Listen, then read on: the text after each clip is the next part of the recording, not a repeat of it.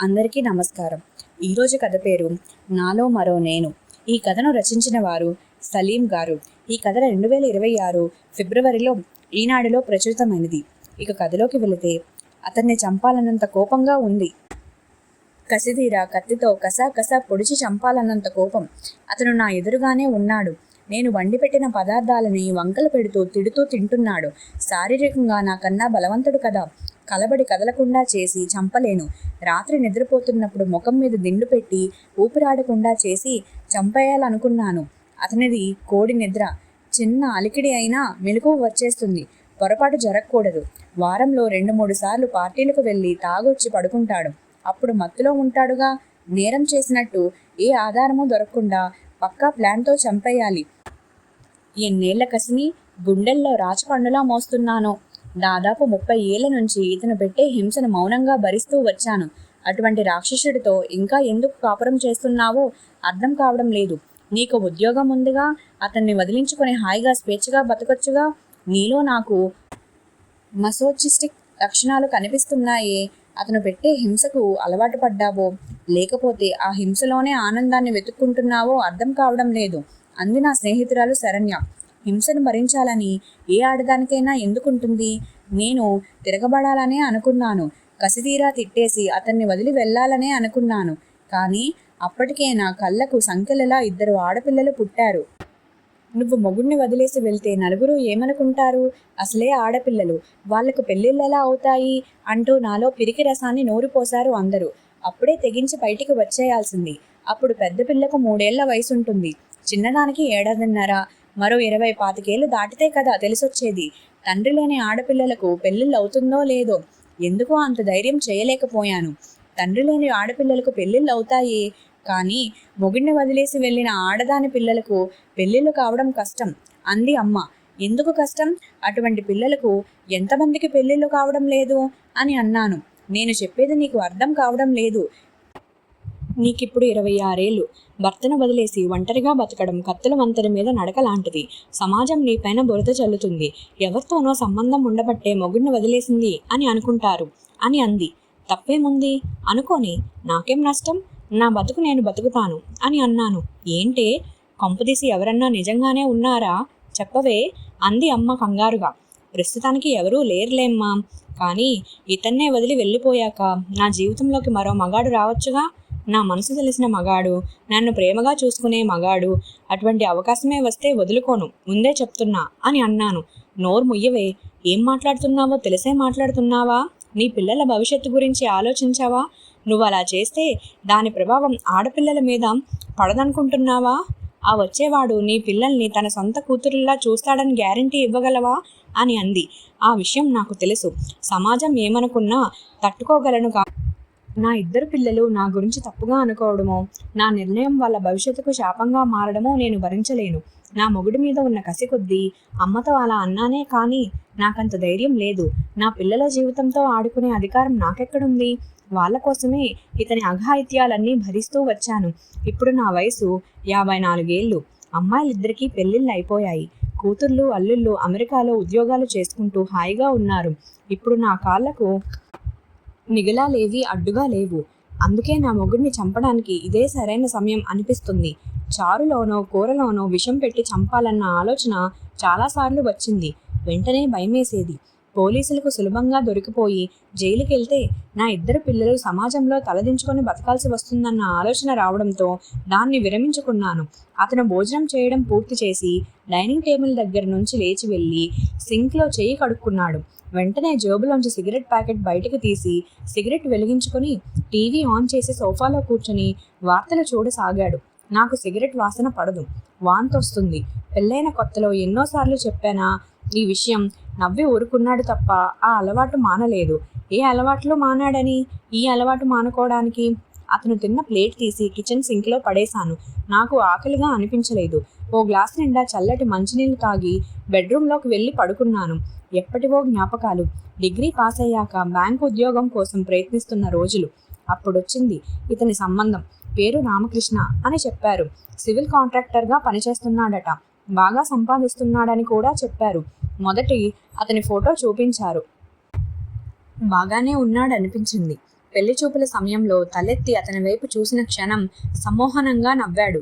ఫోటోలో కన్నా అందంగా కనిపించాడు. నాకంటే 5-6 ఏళ్లు పెద్ద. మరో 6 నెలలలోపే మా పెళ్లి జరిగిపోయింది. పెళ్ళైన 4 నెలల వరకు సంసారం సజావుగానే సాగింది. నేను కడుపుతో ఉన్న విషయం చెప్పిన రోజు అతని ముఖంలో సంతోషం బదులు ఓ నిశ్చింత కనిపించింది. ఆ రోజు రాత్రి 10:30కు ఇంటికి వచ్చాడు. బాగా తాగినట్టున్నాడు. తూలుతున్నాడు. పడిపోకుండా పట్టుకొని లోపలికి తీసుకెళ్లాను. నాకు తెలియకుండానే కళ్ళల్లోంచి నీళ్లు ధారాపాతంగా కారుతున్నాయి. డైనింగ్ టేబుల్ దగ్గర కూర్చోబెట్టి అన్నం పెట్టాను. 4 ముద్దలు తిని మంచం మీద స్పృహ లేకుండా పడిపోయాడు.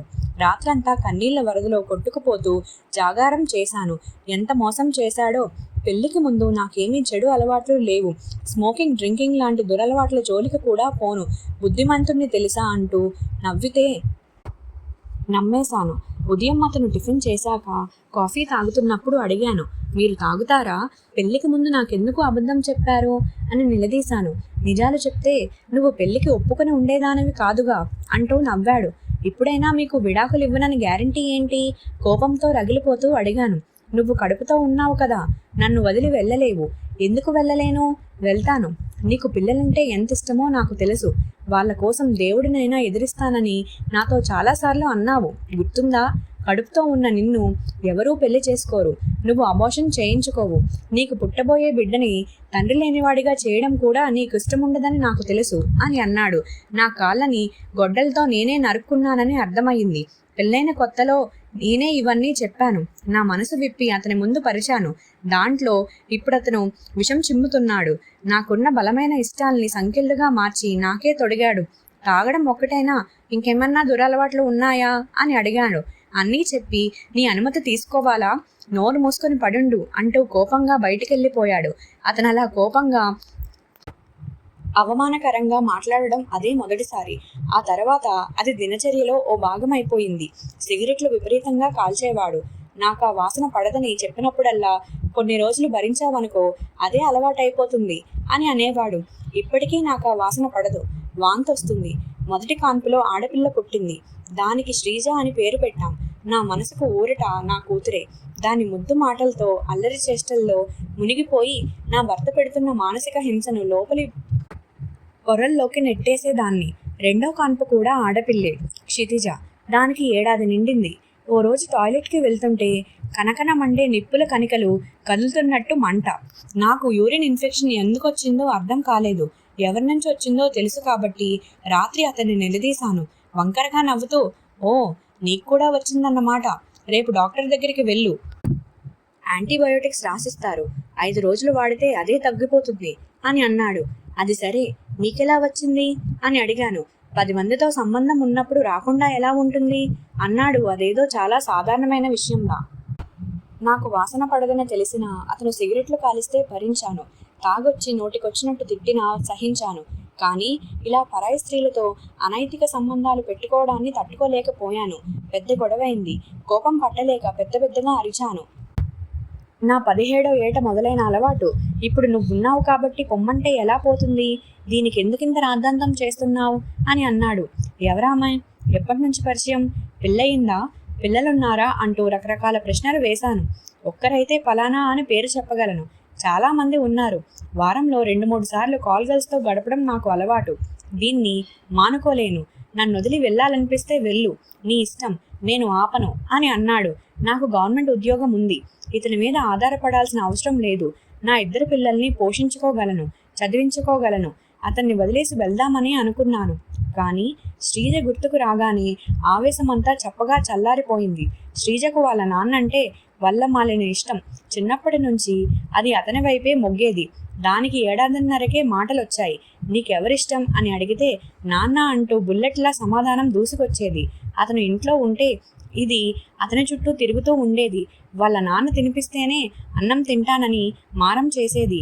అతని స్కూటర్ శబ్దం వినిపిస్తే చాలు, నాన్నొచ్చాడు అంటూ తలుపు తీసుకొని అతని దగ్గరకు పరిగెత్తేది. అతనికి కూడా శ్రీజ అంటే ఎంత ఇష్టమో ఏ మాట కామాటే చెప్పుకోవాలి. పిల్లలంటే ప్రాణం పెట్టేవాడు. చెడ్డ భర్త కానీ మంచి తండ్రి. పిల్లలిద్దరినీ అల్లారముద్దగా చూసుకునేవాడు. నేను అతనికి విడాకులిచ్చి పిల్లల్ని తీసుకొని వెళ్ళిపోతే శ్రీజ మానసికంగా తట్టుకోలేదని నాకు అర్థమయ్యింది. తండ్రిని అంతగా ప్రేమించే కూతుర్ని అతని నుంచి విడదీయడం దుర్మార్గం అనిపించింది. అందుకే నా ఆలోచనని విరమించుకొని అతను పెట్టే కష్టాలని పంటి బిగువున భరించాను. క్షితిజ పెద్దయ్యే కొద్దీ నేనంటేనే ఎక్కువ ఇష్టపడేది. వాళ్ళ నాన్న చేస్తున్న పనులన్నీ చూసి గొడవకు దిగేది. శ్రీజ ఎప్పుడూ వాళ్ళ నాన్న తరపున వకాల్తా పుచ్చుకొని మాట్లాడేది. అతని తాగుడు గురించి అడిగితే, కాంట్రాక్టర్గా పనిచేయడం అంటే ఆషామాషీ వ్యవహారం అనుకున్నావా? ఎన్ని ఒత్తుళ్ళు ఉంటాయో, రిలాక్సేషన్ కావద్దా? అలజడిగా ఉన్న మనసుకి ఊరట కోసం తాగితే తప్పేంటి అని వాదించేది. మరి పరాయి స్త్రీలతో సంబంధాలు అంటేమిటి అని క్షితిజ కోపగించుకుంటే, కొందరికి కొన్ని బలహీనతలు ఉంటాయి, అలా తిరగడం కానీ అది నాన్న బలహీనత. ఎదుటి వ్యక్తిలోని బలహీనతల్ని క్షమించి అక్కును చేర్చుకునేదే కదా నిజమైన ప్రేమంటే. నాకు మా నాన్నంటే ప్రేమ అంటూ మా నోళ్ళు మోయించేది. అతని బలహీనతల్ని క్షమించేంత ప్రేమ నాకు లేదనుకుంటా. అసలు ఎప్పుడు అతన్ని ప్రేమించానని? అతనంటే నాకు అసహ్యం, కోపం, పగ. నన్ను చాలాసార్లు మానసికంగా పొడిచి చంపాడు. అందుకే ప్రతీకారం తీర్చుకోవడానికి సమయం కోసం ఎదురు చూస్తున్నా.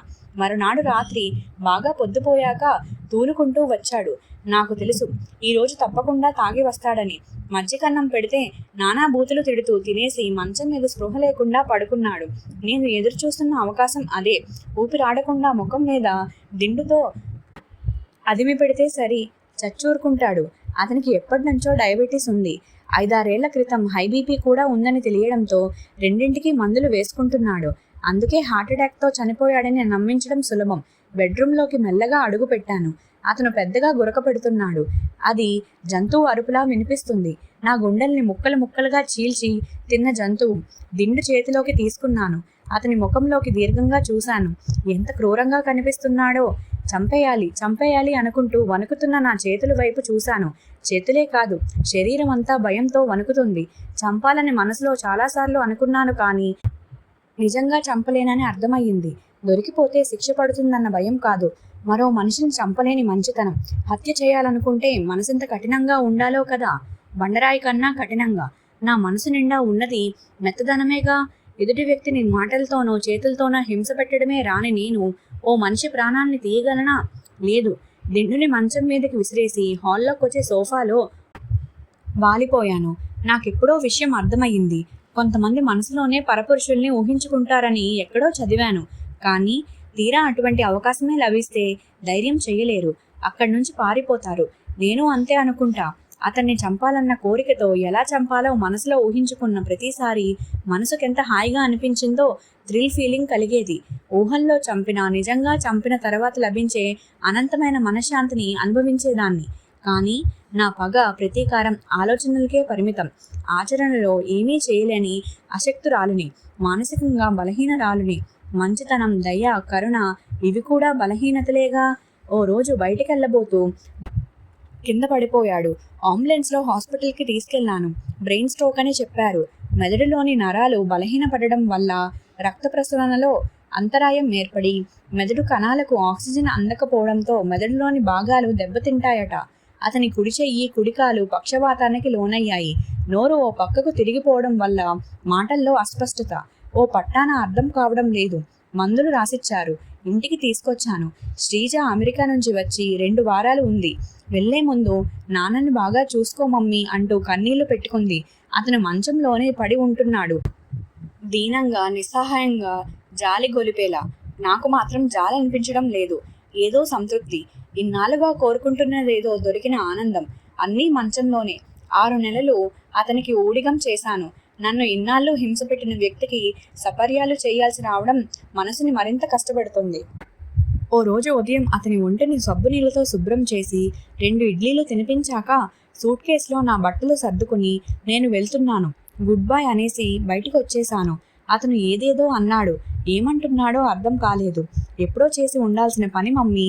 అప్పుడే చేసి ఉంటే తప్పకుండా సమర్థించేదాన్ని. కానీ ఇప్పుడు చేయడమే సరికాదు. పక్షవాతంతో బాధపడుతున్న వ్యక్తిని నిర్దయగా వదిలి వెళ్లడం తప్పనిపిస్తుంది అంది క్షితిజ. ఈ సమయంలో భారీగా నాన్నకు సేవలు చేయడం నీ బాధ్యత కాదా? అలా దుర్మార్గంగా వదిలేసి వస్తే ఆయన్ని ఎవరు చూసుకుంటారు అంది శ్రీజ.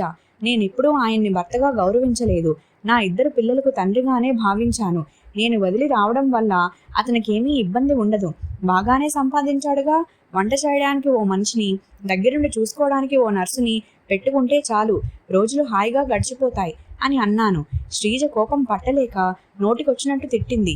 నవ్వి ఊరుకున్నాను. అతని అనారోగ్యం గురించి తెలిసిన చుట్టుపక్కల వాళ్ళు, స్నేహితులు, బంధువులు నన్ను దయలేని దుర్మార్గురాలుగానే భావించారు. కక్ష తీర్చుకున్నదని కొందరు, సరైన సమయం చూసి శిక్ష వేసిందని మరికొందరు అనుకున్నారు. కానీ నిజమేమిటో నాకు మాత్రమే తెలుసు. పెళ్లి కాకముందు వరకు ఎవరన్నా బాధపడుతుంటే సాయం చేయడానికి పరిగెత్తేదాన్ని. ఎంత జాలి పడేదాన్నో. గుండె నిండా కరుణ, ప్రేమకు మారుపేరులా ఉండేదాన్ని. అతని మీద ఎంత కసిగా ఉన్నా అతన్ని హింస పెట్టినట్టు, హత్య చేసినట్టు ఊహించుకొని తృప్తి పడేదాన్ని తప్ప అతనికి హాని తలపెట్టడానికి మనసు ఒప్పుకునేది కాదు. కానీ అతను పక్షపాతంతో మంచం పట్టినప్పటి నుంచి నా మనస్తత్వంలో ఏదో మార్పు రాసాగింది. అతను బాధపడుతుంటే చూసి జాలి పడాల్సింది పోయి, బాగా అయింది, ఇలానే కావాలి వీడికి అని లోపల సంతోషపడసాగాను. సాడిస్టిక్ ప్లెజర్ను అనుభవించసాగాను. నేను స్వతహాగా మంచిదాన్నే, డాక్టర్ జగిల్ లాంటి దాన్ని. కానీ అతనికి పక్షవాతం వచ్చినప్పటి నుంచి నాలో దాక్కుని ఉన్న హైడ్ బయటికి రాసాగాడు. అతని స్థితిని చూసి సంతృప్తిగా నవ్వుకోవడం, క్రూరమైన ఆలోచనలు, మాటలతో హింసించాలనిపించడం పెరిగింది. మరికొద్ది రోజులు ఉంటే తప్పకుండా హింస పెట్టి ఉండేదాన్ని. అతన్ని కత్తితో కసా పొడిచి చంపినట్టు ఇన్నాళ్ళు ఊహించుకొని తృప్తి పడిన నాకు ఇప్పుడు అతన్ని నిజంగానే చంపాలనే కోరిక పుట్టింది. మరి కొద్ది రోజులు నేను అక్కడే ఉంటే అతన్ని చంపేసి ఉండేదాన్ని. నాలో మేల్కొన్న హైడ్ నుంచి అతన్ని రక్షించడానికే కాదు, నన్ను నేను కాపాడుకోవడానికి కూడా అతన్ని వదిలి వచ్చేశాను. అక్కడున్నది నేను కాదు, ప్రేమ, దయ, జాలి, కరుణ నిండిన ఈ నేనే అసలైన నేను. నేనిప్పుడు పూర్తి జగిల్ని. హైడ్ని చంపి మనసు పొరల్లో లోతుగా పాతేశాను. నిజంగానే చంపేశానా ఏమో చెప్పలేను. అదును చూసుకొని ఫీనిక్స్లా హైడ్ మళ్ళీ బతికి రావచ్చేమో కూడా. ఏమైనా ఈ నిమిషానికి నాకు సరి అనిపించింది నేను చేశాను, అంతే. ఇంతటితో ఈ కథ ముగిసింది. ఇలాంటి మరెన్నో మంచి మంచి కథల కోసం ఛానల్ని సబ్స్క్రైబ్ చేసుకోండి. మీరేమన్నా కథలు వినాలి అని అనుకుంటే కమెంట్ చేసి తెలపండి.